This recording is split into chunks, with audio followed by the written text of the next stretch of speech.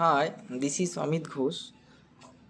আমি আমার ফার্স্ট ভিডিওতে নতুন আইনের অর্থাৎ ভারতীয় নাগরিক সুরক্ষা সংহিতা এর যে পরিবর্তনগুলো এবং যে নিউ কনসেপ্টগুলো এসেছিল, তো সেগুলি নিয়ে ডিসকাশন করেছিলাম। তো কিছু পার্ট বাকি ছিল, তো সেগুলি আমি আমার এই ভিডিওতে অর্থাৎ পার্ট 2 ভিডিওতে কমপ্লিট করার চেষ্টা করব। তো প্রথমে আসি কনসেপ্ট অফ সামারি ট্রায়াল, যেটি সিআরপিসি সেকশন 260-তে ছিল, চ্যাপ্টার 21।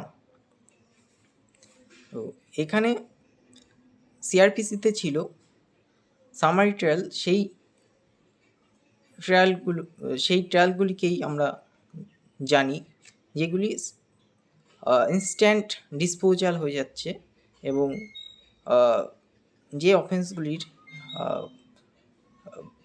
গ্রাভিটি নট সিরিয়াস, তো সেই অফেন্সগুলি অর্থাৎ এখানে সিআরপিসিতে মেনশন করা ছিল নট এক্সিডিং 2 ইয়ার্স।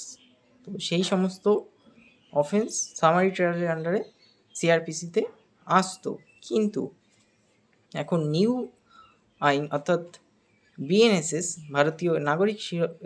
ভারতীয় নাগরিক সুরক্ষা সংহিতা, তো সেখানে কিন্তু এর যে স্কোপটা, সামারি ট্রায়ালের স্কোপটা অনেকটা বাড়িয়েছে।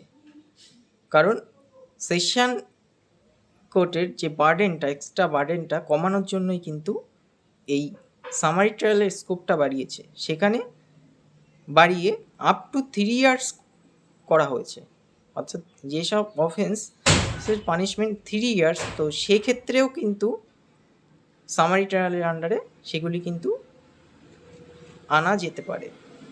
তো সেগুলি সামারি ট্রায়ালের আন্ডারে ট্রিট করা হবে। তো এখানে বিএনএসএস চ্যাপ্টার 22-তে সেকশন 283 অফ বিএনএসএস, এখানে সামারি ট্রায়ালের কনসেপ্টটা ইনকর্পোরেট করা হয়েছে এবং স্কোপটা বাড়ানো হয়েছে। এবার আসি অ্যানাদার চেঞ্জ, যেটি হ্যান্ডকাফিং নিয়ে। তো আমরা অনেকবারই দেখেছি Supreme Court, honourable Supreme Court, high courts তাদের অনেক জাজমেন্টে আপহেল্ড করেছে যে handcuffing is not legal, it is a violative of right to life, of fundamental rights. তো ল্যান্ডমার্ক কেসও রয়েছে, আমরা সবাই জানি প্রেম শঙ্কর ভার্সেস দিল্লি অ্যাডমিনিস্ট্রেশনের যে কেসটা, এখানে কিন্তু পরিষ্কারভাবে বলেছিল handcuffing it is a violative of article 21। তো কিন্তু এখানে কিন্তু এটা হ্যান্ডকাফিংয়ের যে কনসেপ্টটা, এটি কিন্তু আবার অথরাইজেশন দিয়ে নতুন অ্যাক্টে অর্থাৎ ভারতীয় নাগরিক সুরক্ষা সংহিতাতে কিন্তু ইনকর্পোরেট করা হয়েছে। কিন্তু এখানে একটি কথা, এখানে কি তাহলে কি সব অফেন্সের ক্ষেত্রেই কি হ্যান্ডকাফিং করা যাবে?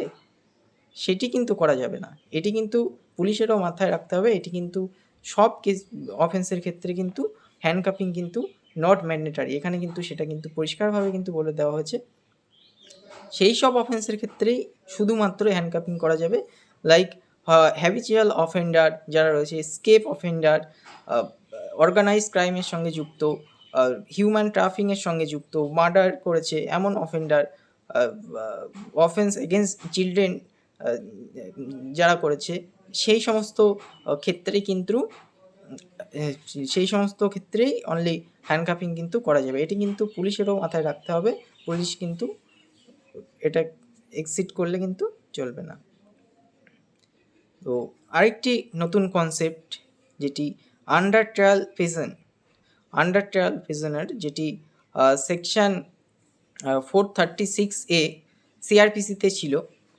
তো এখানে চেঞ্জ হয়েছে একটি, চেঞ্জ বলতে এখানে একটি সাবসেকশন নিউলি অ্যাড করেছে, যেখানে বলছে যে যারা ফার্স্ট টাইম অফেন্ডার রয়েছে তারা যদি ম্যাক্সিমাম পানিশমেন্টের, তার ম্যাক্সিমাম পানিশমেন্ট অর্থাৎ যদি 3 ইয়ার্স ম্যাক্সিমাম পানিশমেন্ট হয়, তার যদি 1/3 পানিশমেন্ট যদি কমপ্লিট করে থাকে, অর্থাৎ 1 ইয়ার যদি কমপ্লিট করে থাকে আন্ডার ট্রায়াল অবস্থায়, আন্ডার ট্রায়াল, তো সেক্ষেত্রে যদি সে ফার্স্ট টাইম অফেন্ডার হয় তো সেক্ষেত্রে সে কিন্তু রিলিজ হয়ে যেতে পারে অন বেলে।